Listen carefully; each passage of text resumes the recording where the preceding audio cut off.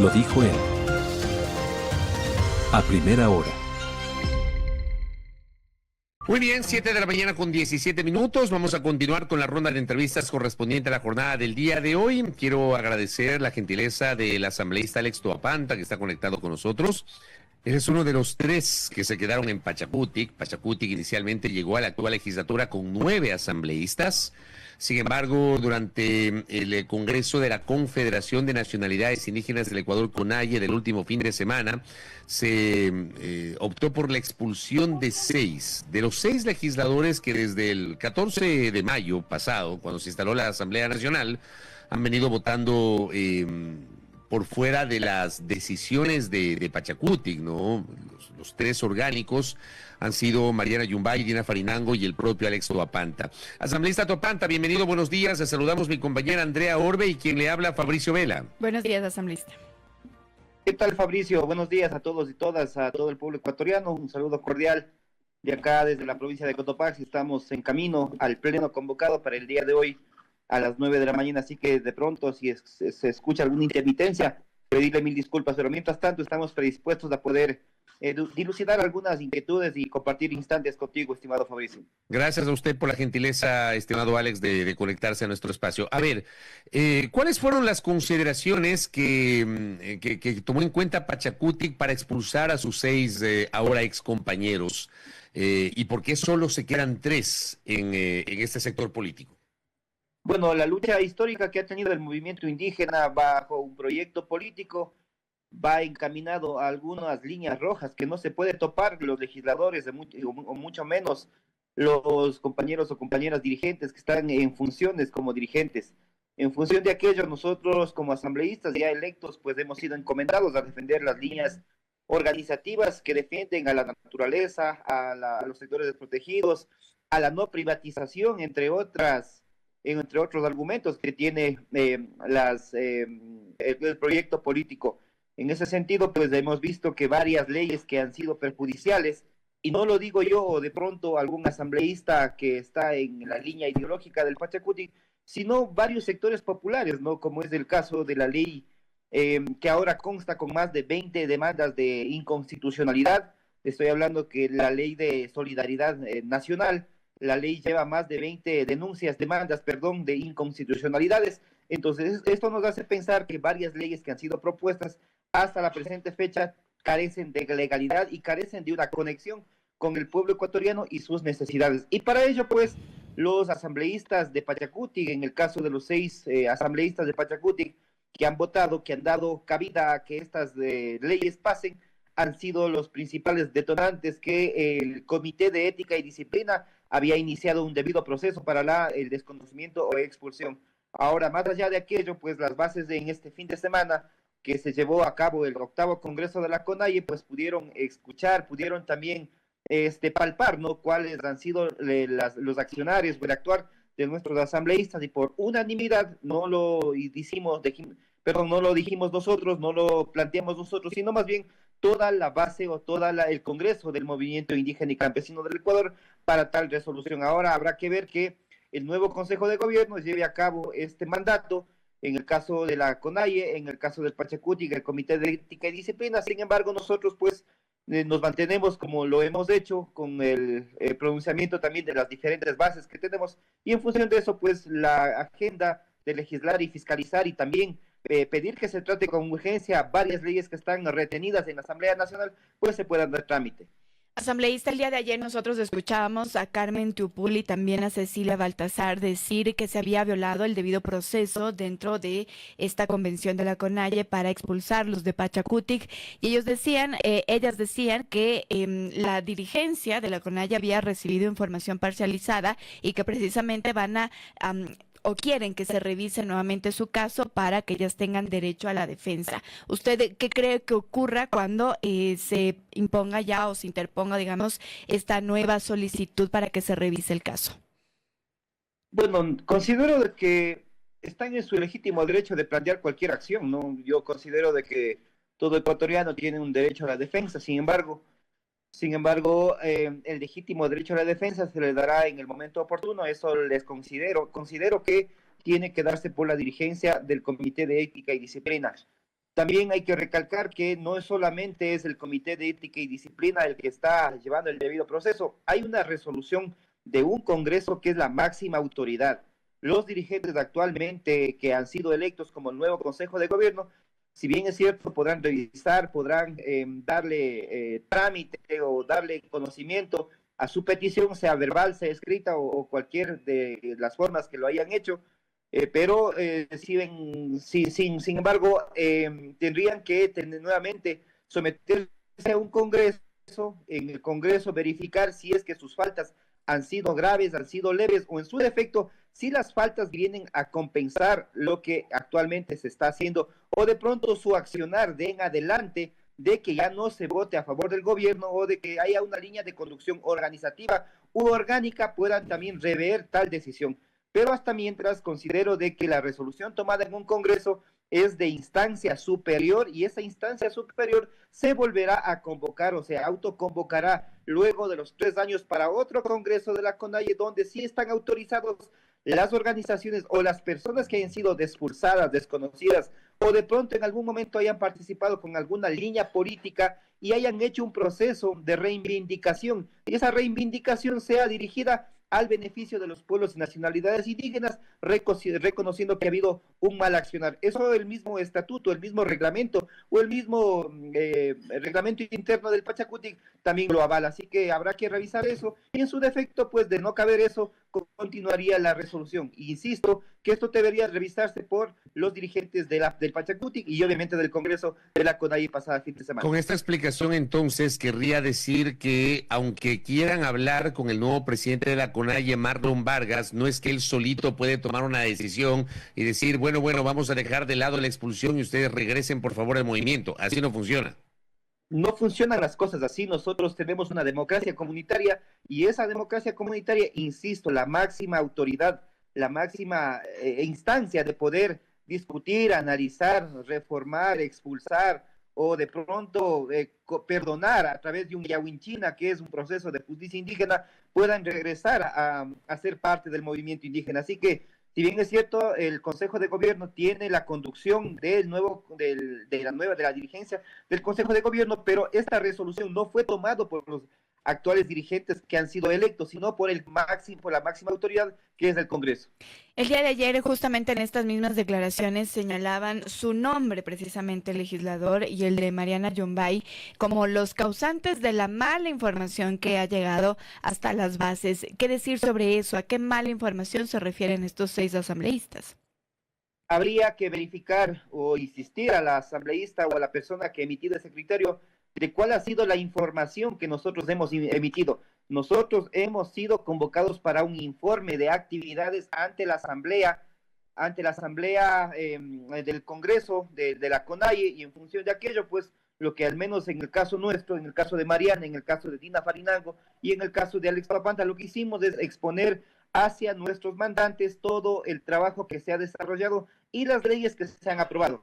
Y no lo digo yo, ni el informe que nosotros hemos hecho, sino más bien pueden verificar todos los ecuatorianos pertenecientes a pueblos y nacionalidades, y así no pertenezcan a pueblos y nacionalidades, pueden revisar en el sistema de la Asamblea Nacional con los votos de quien se han aprobado las distintas leyes. Así que en ese sentido, no creo que sea prudente el argumento que hayan utilizado. Insisto, habrá que verificar quiénes han votado y quiénes no han votado a favor de las leyes que actualmente están ya aprobadas. Pero, por ejemplo, le escuchaba a Cecilia Baltazar, que trataba de justificar la votación sobre la ley de solidaridad nacional, por mencionar un ejemplo. Y ella señalaba que en su provincia, que también es la mía, en Tungurahua, hay un clamor por los temas de seguridad y que ella responsablemente veía que era una necesidad votar por lo que, según ella, esperaban o aspiraban sus mandantes, Alex. Sí, cada quien va a querer o intentar justificar su votación. Lo que yo quisiera invitarle a toda la Asamblea Nacional, de que se haga un poco más de debate y se haga una transparentación en las leyes que se está en este instante discutiendo en la misma Asamblea Nacional. De pronto podría justificar, ¿no?, el voto por el intentar salvaguardar la seguridad, pero yo me pregunto a aquellos asambleístas que han emitido esos criterios, ¿Cuál fue el argumento legal, el argumento organizativo o cuál fue la petición para aprobar la ley de fortalecimiento de áreas protegidas?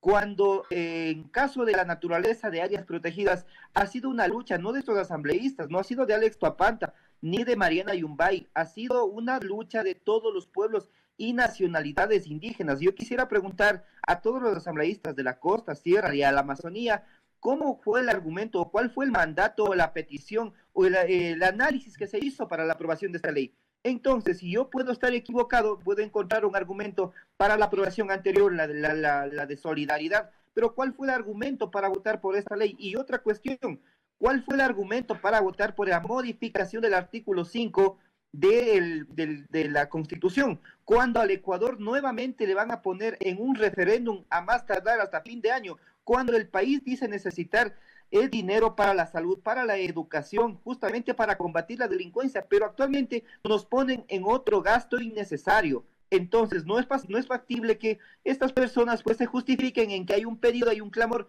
y valiéndose del dolor del pueblo ecuatoriano, terminen dando cabida a otras cuestiones particulares.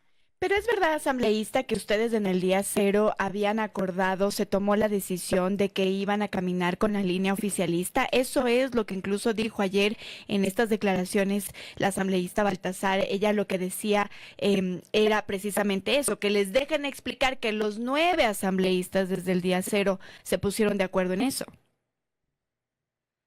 Claro que hubo un acuerdo, pero no de entregarse de esta manera. Hubo un acuerdo de los asambleístas de designar a una persona que pudiera plantear la agenda legislativa.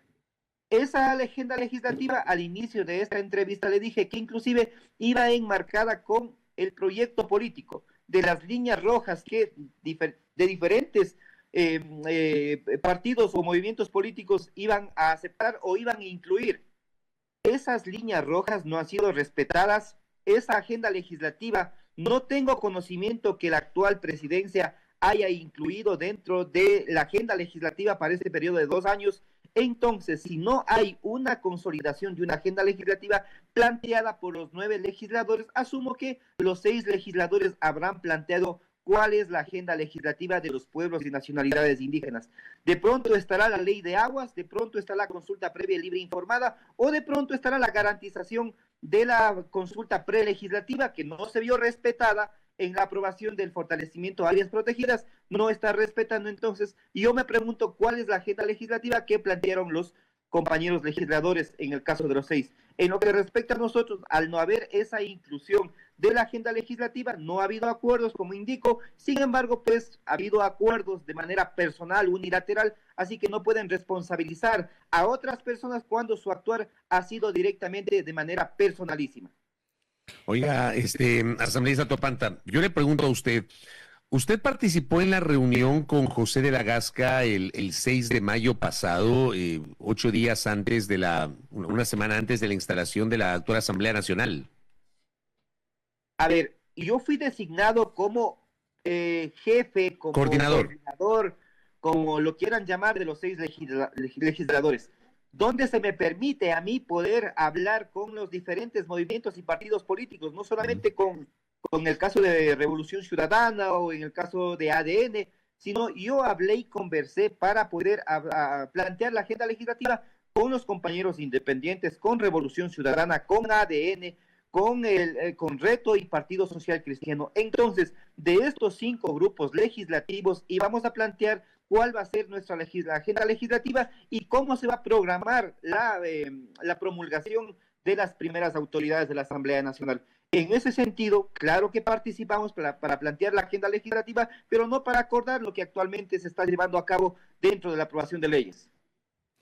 Y ahora... Pero entonces, perdón, André, entonces, a ver, en esa reunión fue una reunión, digamos, en la cual usted participó por su condición de coordinador, pero no significó que había una alianza política entre Pachacuti y el gobierno. No es que fue por ahí la cosa. Lo que nosotros planteamos, lo que nosotros llevamos a cabo a la mesa es la agenda legislativa. La agenda legislativa que, insisto, está bajo los 8 o 6 puntos que planteamos, pero ya, oh sorpresa, que luego tengan acuerdos o ya tengan de pronto esta intención de estar siendo parte del gobierno, pues ya corresponde a cada compañero legislador. Es decir, en esa reunión ustedes lo que acordaron de cierta manera es que Carmen Teupul sí ejerciera la vicepresidencia de la Asamblea Nacional. En lo que yo puedo aseverar, no se acordó nada. Lo que sí se dijo en esa reunión es que habían varias comisiones que estaban aperturadas de que puedan liderar los compañeros, pero en ningún momento se dijo que se iba a llevar a cabo la vicepresidencia. Insisto, fue bajo una coordinación del mismo movimiento Pachacuti, la que se autorizó, inclusive para que podamos plantear la agenda legislativa y en función de aquello, pues avanzar. Y claro, luego ya se dieron de manera independiente los accionarios y obviamente quedando en esta división de 6-3. Solamente para concluir, Alex, ustedes los tres, tanto Dina Farinango cuanto Mariana Yumbay y Alex Tuapanta, van a seguir manteniendo una línea crítica respecto del gobierno del presidente Noboa. Lo hemos hecho, no de pronto con insultos, con agravios, ni mucho menos con desméritos o desmedros al régimen, sino más bien hemos sido críticos y propositivos. Lastimosamente nuestras propuestas lo hemos hecho llegar mediante documento en aporte en las diferentes comisiones. Ahora está en discusión la ley de transporte comunitario. De igual manera hemos pedido que se haga la comparecencia a los sectores indígenas, campesinos o populares quienes benefician de esta ley y pues de la misma manera aportaremos a la promulgación de esta ley. Así que nosotros hemos sido críticos, hemos sido propositivos y pues obviamente nos mantendremos en esa proposición, en esa propositividad de las leyes que vengan de aquí en adelante. Y asambleístas, solo para quedar muy claros en el tema de qué es lo que ha ocurrido con estas 6 asambleístas expulsados, ¿es del brazo político, es decir, de Pachacutic? Porque esta decisión se la toma en la CONAIE, que son, digamos, entiendo, 2 instancias distintas. Es decir, fueron expulsados de Pachacutic desde la CONAIE y eso entonces puede ser certificado también por Pachacutic. No son líneas diferentes, no son instancias diferentes. Lo que sí hay que diferenciar es que es el brazo político del Pachacutic.